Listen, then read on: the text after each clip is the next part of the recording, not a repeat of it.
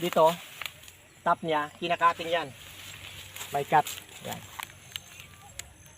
Yan. May mata. Heavenly steam yan, buddies. Okay? Yan. Dumiretso dito. Okay. Ito pang maganda. Dito naman, parang cliff siya ha. Cliff type, no? Ito. Parang pang-pang ang forma. Kasi ito yung maipalagay na nating stone map ng area. No? Kaya hindi na distractor, napipreserve ito.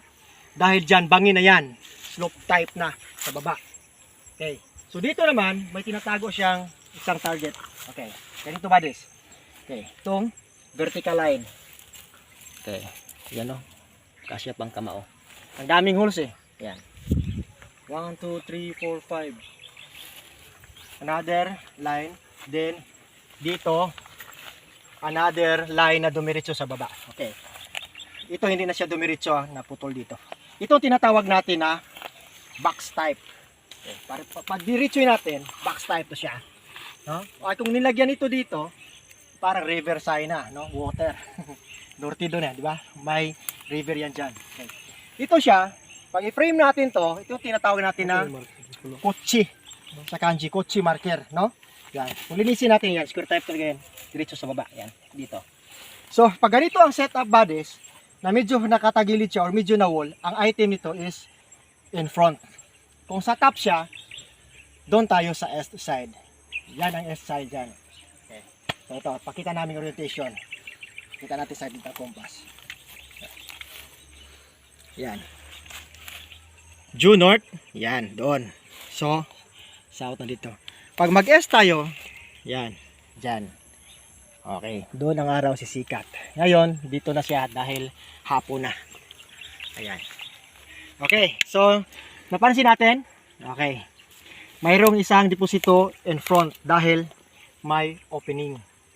Mouth, ibig sabihin opening. Okay, so dyan.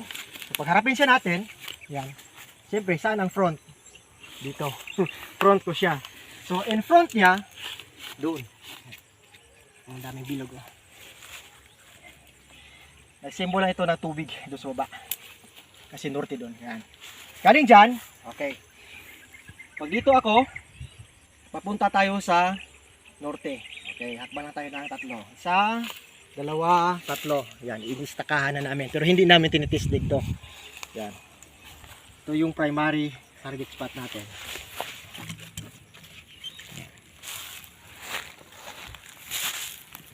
Okay. So nasa north side siya. Okay. Bakit? Bakit nga? Eh pag uulan no, waterfall type yan, bodies yan no. Ito siya, yan. Bakit close up? Yan. Yang parang letter V, yan. Itong tinatawag natin na Nengen. Yan.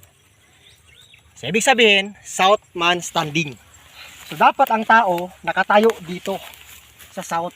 So sa harap ng tao ay north. So south man standing. Siya ang watcher ng item. Ha? Simple lang, parang waterfall yun eh. Paglalagyan mo ng tubig. Tapos may confirmation dito na fire element na rin. Okay. So saan ang item? Dahil fire siya, taga dito talaga siya. No? May pangulo ng secret. Heavenly steam. Marker yan. Okay. Yung mata. No? Hindi yan abstract. Klaro yan. Pinutol eh. Doon tayo. Diyan ang target spot. Okay. So in line with this, andun na ang cliff. Andun ang tinitisdig namin. Okay. So fully naintindihan nyo bodies ang portion na ito. So yan, ang primary na fulcrum point or bench marker natin. Okay, proceed tayo. Team Q2, attack! Attack! Shout out ka pala sa mahal na mahal kong my queen na mommy sniper, saka baby sniper. Sila tayo dyan sa bahay. Shout out kay Batulang. Batulang, kumusta tol? Shout out kay paring Kimso Takida, kay paring Chester, saka kay paring Nodes, paring John Dion the Mix. Dito tayo. Sis Koy Koy, kumusta dyan? Bansalan. Shout out, Sis Koy Koy. Of Bansalan. Slope.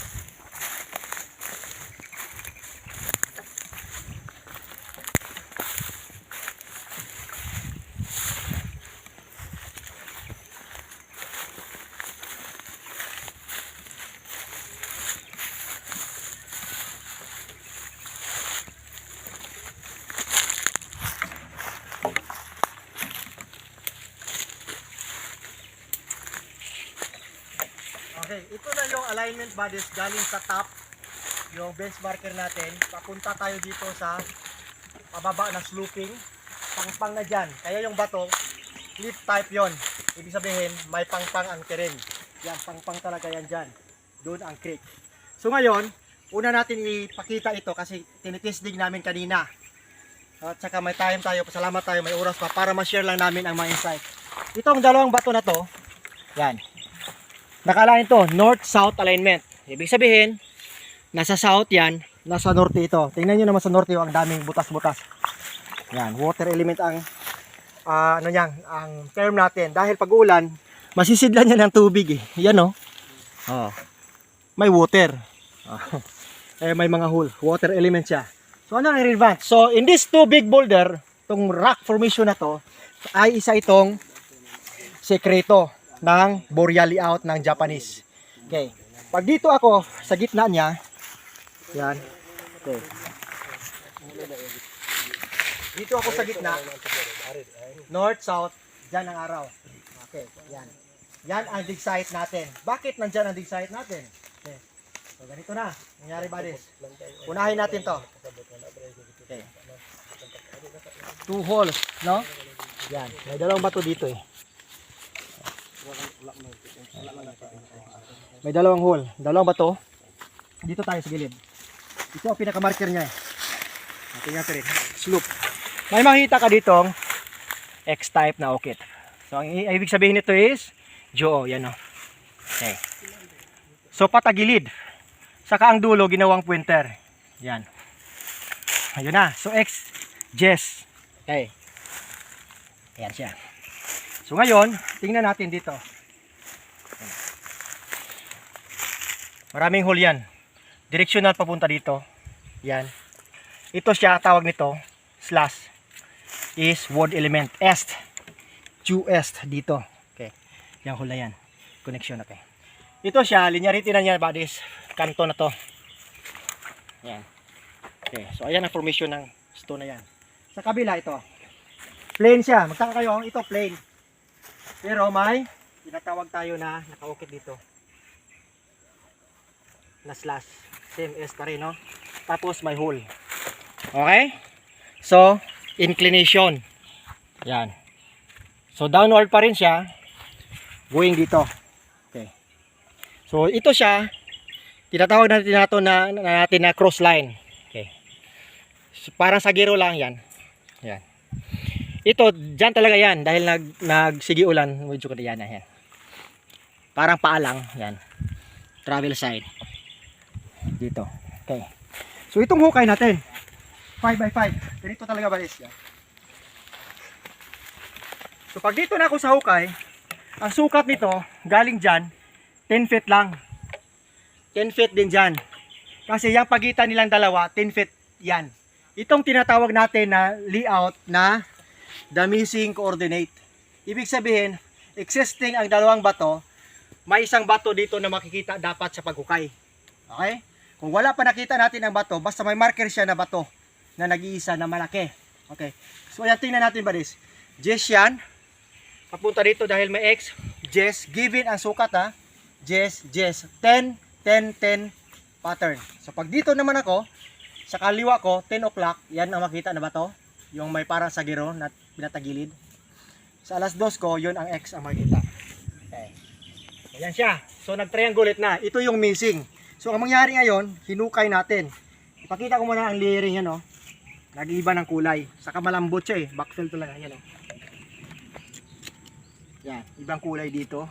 Iba namang kulay dito. Yellowish. Ito, brown soil. Yan. Saka may medyo black. Yan, oh. Ito. Yan. So, ganito talaga buddies ha. Ang opening 5x5 sa mga Japanese nga 6x6 eh. Okay. So, ito. Pakita namin ang sinasabi ko na may bato na makita. Ito na siya. Ito mismo nakuha dyan sa ilalim. Yan. Okay. Pansinin natin to. Yan. Ano lang siya eh. 1 foot lang. It's tame na to ha. Dyan to nakukuha. Dito. Para hayag. Yan. Okay. Siya, cutted talaga yan. Yan. Almost square type pa rin. So opening. Or letter C yan, napaganda. pag ganun, opening pa rin yan, enclosed opening. Okay. Itong bato na to ay may hole. Saan na yung hole niya? Yan o. Pansin, kita lang. Yan. Ayan. Confirmation. Okay. Ngayon, ito siya, tinabas. Kita nyo, yan. Tabas na yan. Yan, ginawang letter T dyan. Yan. Diretso yan dito. Yan, sa kabila. Bigat pala. Yan o. Ayan. Okay, so, ganun daw. Bukuha siya. Parang sinaslice, pero hindi tinuloy. Parang burger. Hamburger. So, ibig sabihin yan, may top cover ang item na hard materials. Either big boulder ang tinatabon bago maabot ang ano sa posisyon ay anak? Ganyan. Anak, ganyan. So, makita mo agad ang opening. Yan. Then, sinaslice. So, ibig sabihin, may tabon tayo na abutin para sa item. Yan o. Slope, yan yung dot. Okay. Okay, so yan. 12 inches yan. 1 foot. Ayan ang formation niya. Bali pala. Okay, ano pa? May kasama yan eh. Cutted. Cutted stone. Ito. Ito yung tinatawag natin na parang piramide. Yan o. Ganyan. Tapos may V-cut. Okay. Yan siya. Kasama na to. Gagmay kayong mga bato diri bodies kasi ilan lang din ang mga bato na boulder. Ito tinatawag natin na mixed layer. Yan. Yan may carbon siya. Carbonated yan. Pang anti-radiation siya, carbon yan. Okay? So yan ang sinasabi natin na tinatawag natin na pattern na the missing coordinate marker. So hindi siya naging STM yung bato, ginawang HTM. So ngayon, alam na natin na nag-triangulate siya. So item na yan dyan kasi missing. So on the spot na ang item sa hukay natin. Diretso na pailalim. Okay? So kunti pa lang tinisdig namin kasi medyo tagilid. Slope. Tripit no? Nag-tripit na din sa taas ba? Okay, so yun. So yun ba no? Ang mga HTM natin.